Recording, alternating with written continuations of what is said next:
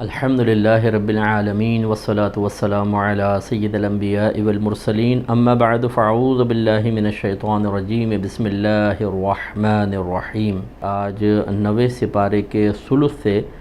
10ویں پورا سپارے کی تلاوت ہوئی ہے، یعنی سوا سپارہ وہی، اور اس میں سورۃ الانفال اور سورہ توبہ، سورہ انفال تو پوری تقریباً شامل اور سورہ توبہ کی بھی آیات شامل کی گئی ہیں۔ تو ہم آغاز کرتے ہیں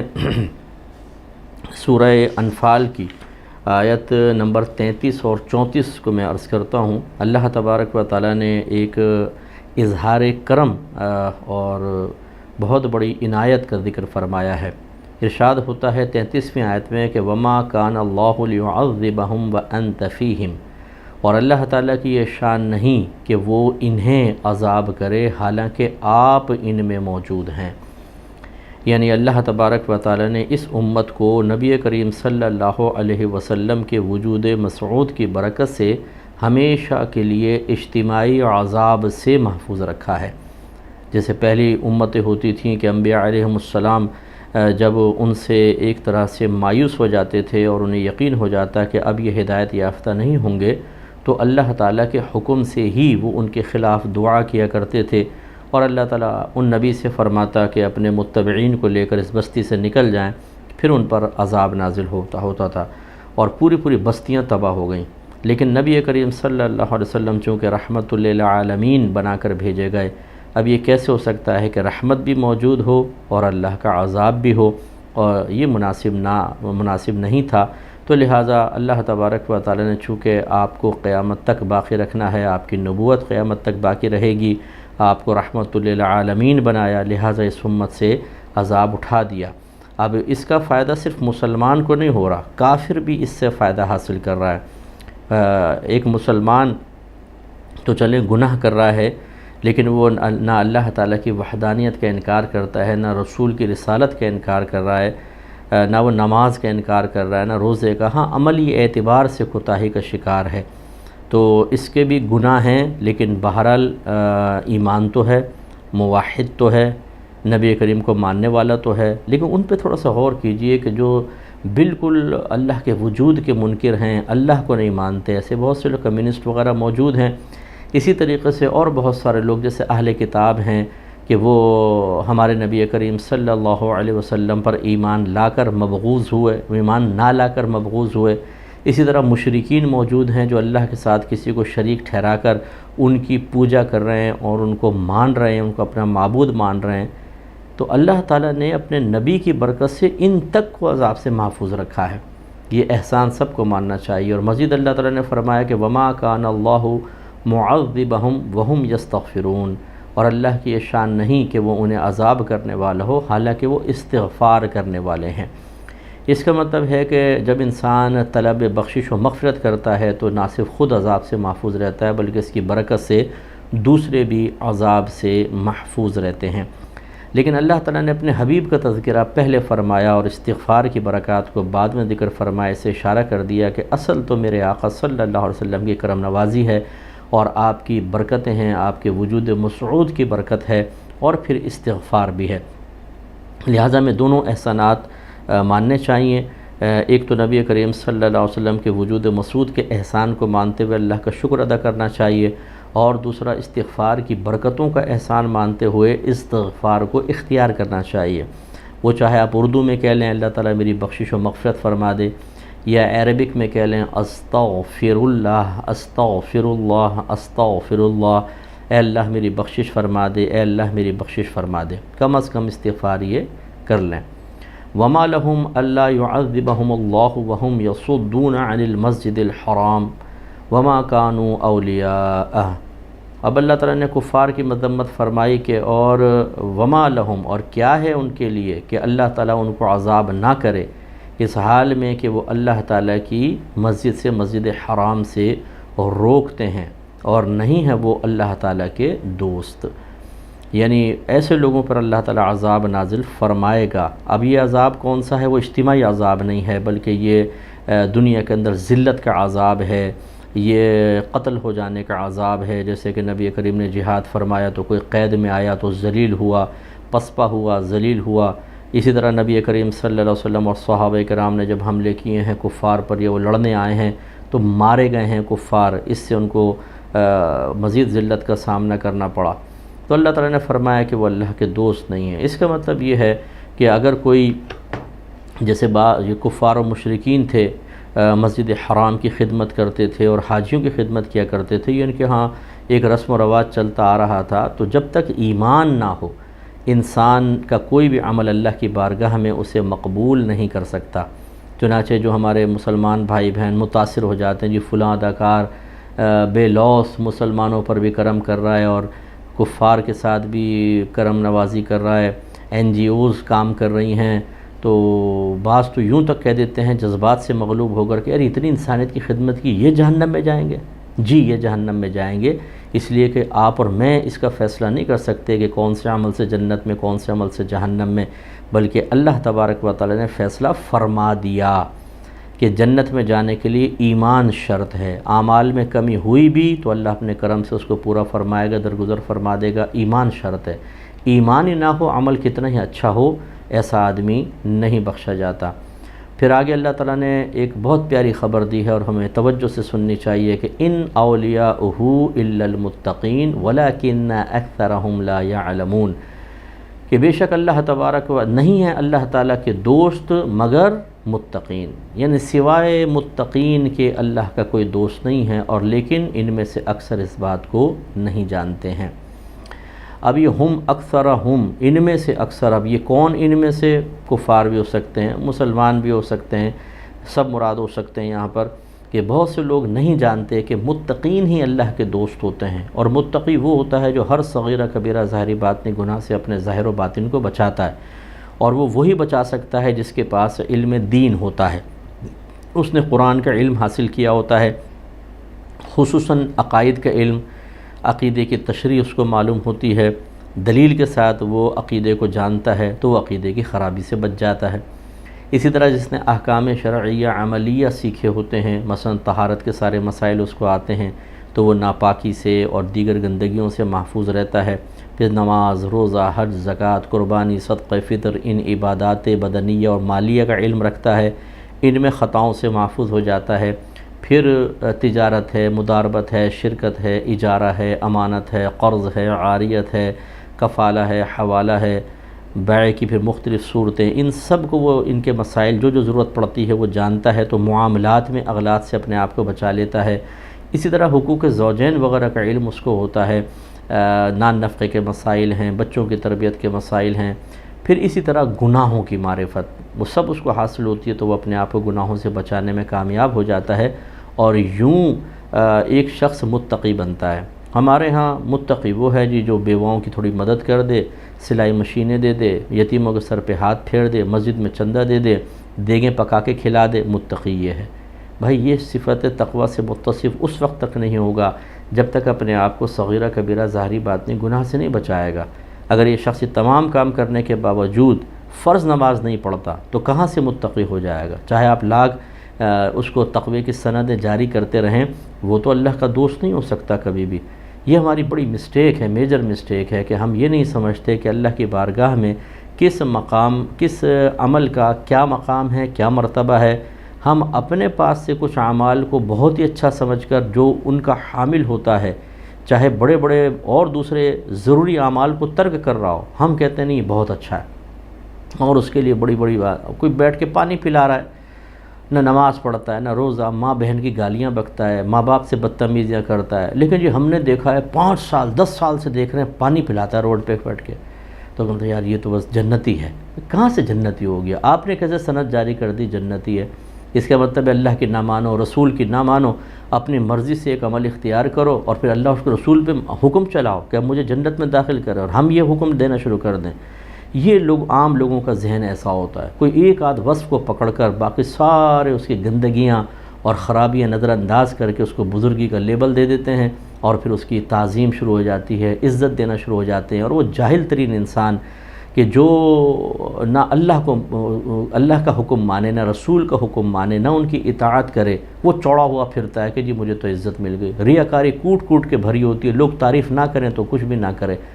تو خلاصہ کلام یہ ہے کہ اللہ تعالیٰ اس کے رسول نے قرآن عظیم میں اور احادیث کریمہ میں بیان فرمایا اس پہ توجہ کریں اور وہ معیار اپنا بنائیں جو معیار شرع ہے، جو اللہ تعالیٰ اس کے رسول کا معیار ہے۔ ایسا نہ کریں کہ اپنے پاس سے کچھ معیار بنا کے اور لوگوں کو سند جاری کر دیں، اس سے نقصان ہوگا۔ پھر 46ویں آیت میں اللہ تعالیٰ فرماتا ہے وَأَطِيعُوا اللَّهَ وَرَسُولَهُ، اللہ تعالیٰ کی اطاعت کرو اور اس کے رسول کی اطاعت کرو۔ اطاعت کا مطلب ہوتا ہے حکم ماننا، اور حکم آپ اسی وقت مان سکتے ہیں جب آپ کو پہلے پتہ ہو کہ حکم کیا ہے۔ عقیدے کے بارے میں اللہ کے احکامات کیا ہیں،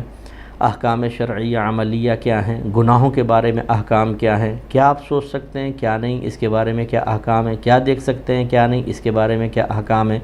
اب ہم احکام سیکھتے نہیں ہیں۔ جتنے میرے بھائی بہن مجھے سن رہے ہیں، آپ غور کریں کتنے احکام آپ نے باقاعدہ قرآن و حدیث کے کسی عالم دین سے سیکھے ہیں یا کوئی کتاب پڑھ کر سیکھے ہیں۔ بس جو پروگرام دیکھ کر تھوڑا تھوڑا حاصل ہو جائے، ضرورت پڑی کسی سے پوچھ لیا، وہی کافی ہے، باقی نہیں۔ حالانکہ دنیا کے لیے جستجو کرتے رہیں گے، ایک پوسٹ آئے گی نا کہ ہم آپ کو عنقریب ایسا طریقہ بتائیں گے کہ آپ کی آمدنی ڈبل ہو جائے گی، تو ہم اس کے منتظر ہو جاتے ہیں۔ دنیاوی لحاظ سے ہر نئی چیز کے منتظر ہوتے ہیں جس سے ہمیں فائدہ پہنچے، لیکن دین کے معاملے میں جتنا بس گھر سے ملا یا کسی مدرسے میں تھوڑا بہت حاصل ہوا اسی پہ اکتفا کر لیتے ہیں، نئے کی جستجو نہیں ہوتی۔ حالانکہ وہ نیا نہیں ہے، وہ ہے جو ہمارے لیے لازم ہوتا ہے، لیکن ہمیں نیا محسوس ہوتا ہے۔ یہی وجہ ہے کہ ہماری تو تقریباً زندگی اسی فیلڈ میں گزر گئی کہ جب وہ احکام شرع بیان کیے جائیں جو عرصہ دراز سے کتب میں لکھے ہیں، لیکن ہمارا مسلمان بعض اوقات اسی پہ کہہ رہا ہوتا ہے یار یہ حکم تو ہم نے پہلے کبھی نہیں سنا، یہ نئی بات پتہ نہیں کہاں سے آ گئی۔ وہ بھائی نئی بات نہیں ہے، آپ نے آج اس کو پہلی مرتبہ سننے کی زحمت گوارا کی ہے، آپ نے اپنے دین کو ایک اجنبی بنا لیا اپنے لیے کہ وہ آپ کے سامنے آتا ہے تو آپ بالکل اجنبیت محسوس کرتے ہیں۔ اس لیے احکام سیکھنا بہت ضروری ہے۔ وَلَا تَنَازَعُوا فَتَفْشَلُوا وَتَذْهَبَ رِيحُكُمْ، اور آپس میں جھگڑا مت کرو تو بزدلی کرو گے اور تمہاری طاقت جاتی رہے گی۔ وَاصْبِرُوا، اور ثابت قدم رہو، إِنَّ اللَّهَ مَعَ الصَّابِرِينَ، بے شک اللہ تعالیٰ صبر کرنے والوں کے ساتھ ہے۔ تو یاد رکھیں ہمیشہ کہ جب ہم آپس میں لڑیں گے، میاں بیوی آپس میں لڑیں، ان کا گھر کمزور ہوگا، خاندان آپس میں لڑے، خاندان برادری کمزور ہوگی، ایک علاقے والے لڑیں گے وہ علاقہ کمزور ہو جائے گا، مسلمین آپس میں لڑیں گے، مسلمان ریاستیں کمزور ہوتی چلی جائیں گی۔ ہم کیوں نہیں قرآن کو سمجھتے؟ آپ جہاں دیکھیں جہاں کہیں مسلمان آج ذلت کا شکار ہے، پستی کا شکار ہے، وہ اپنے قرآن کے احکامات کو چھوڑنے کی بنا پر ہے۔ آپ میں گارنٹی سے چیلنج کرتا ہوں، اب کوئی اس پہ مجھ سے مناظرہ کر لے، میں ثابت کر سکتا ہوں انشاءاللہ عز وجل، اور یہ کوئی معذاللہ بڑے پن کے ساتھ نہیں، کمال کے ساتھ نہیں، سب میرے اللہ کی عنایت ہے کہ جہاں کوئی فساد ہو رہا ہے وہ قرآن کو چھوڑنے کی بنا پر ہے، اس کی تعلیمات پر عمل نہ کرنے کی بنا پر ہے۔ ہر چیز کا منبع اور مرکز یہ آپ کو نظر آئے گا، یعنی اچھائی ہے تو یہیں سے ثابت ہوگی، اگر برائی ہے اس کی مذمت یہاں ہوگی، اس کے خلاف حکم موجود ہوگا، لیکن ہم اس حکم کو چھوڑ دیتے ہیں، اس کے خلاف چلتے ہیں، تو پھر ہماری یہ حالت ہو جاتی ہے۔ اللہ تعالی ہمیں سمجھ کی توفیق عطا فرمائے۔ اس کے بعد اللہ تبارک و تعالی نے سورہ توبہ ہماری شروع ہوئی، سورہ توبہ کی کچھ آیات آپ کی خدمت میں، بلکہ شاید ایک آیت کا کیا، میں 2 آیات بس اس کی عرض کر کے اپنا پھر بیان ہم خلاصہ قرآن ختم کریں گے۔ اللہ تبارک و تعالی ارشاد فرماتا ہے، پہلے تو کفار کے بارے میں فرمایا کیونکہ کفار بھی مسجدوں کو، مسجد الحرام میں جب ہجرت سے قبل کی بات ہے، بلکہ ہجرت کے بعد بھی جب تک فتح مکہ نہیں ہوا تو کفار مسجد الحرام میں ہوتے تھے اور اس کو آباد رکھنے کی کوشش کرتے تھے۔ اللہ تعالیٰ نے فرمایا کہ ما کان للمشرکین ان یعمروا مساجد اللہ شاہدین علی انفسہم بالکفر، اور مشرکین کے لیے مناسب نہیں کہ وہ اللہ کی مسجدوں کو آباد کریں حالانکہ وہ اپنی ذات پر کفر کے گواہ ہیں، کہ یہ انکار کرتے ہیں اور پھر کہتے ہیں ہم مسجدوں کو ہم آباد کر رہے ہیں، ہم لوگوں کی خدمت کر رہے ہیں۔ اولئک حبطت اعمالہم وفی النار ہم خالدون، غور سے سنیں اللہ کیا فرما رہا ہے، یہ وہ لوگ ہیں کہ ان کے اعمال برباد ہو گئے اور یہ جہنم میں ہمیشہ رہنے والے ہیں، یعنی جو توبہ کیے بغیر مر گیا وہ ہمیشہ جہنم میں رہنے والا ہے۔ جب وہ ہمیشہ جہنم میں رہنے والا ہے تو اس کا مطلب اگر آپ اس کے لیے دعائے بخشش و مغفرت کریں گے تو آپ کو امید ہے کہ وہ جہنم سے نکلے گا، یا جہنم میں جانے سے رک جائے گا۔ یہ اس آیت کا ایک انکار سا ہوگا، اسی لیے کافر کے لیے دعائے بخشش و مغفرت کرنا کفر ہوتا ہے۔ پھر اللہ نے فرمایا انما یعمر مساجد اللہ من آمن باللہ والیوم الآخر۔ اب جو مسجدوں سے بھاگنے والے مرد حضرات اگر مجھے سن رہے ہیں وہ غور سے سنیں، اللہ کی مسجدوں کو کون آباد کرتا ہے؟ اللہ تعالیٰ فرماتا ہے محض اللہ کی مسجدوں کو آباد کرتے ہیں وہ جو اللہ پر ایمان رکھتے ہیں اور اخروی دن پر ایمان رکھتے ہیں، وَأَقَامَ الصَّلَاةَ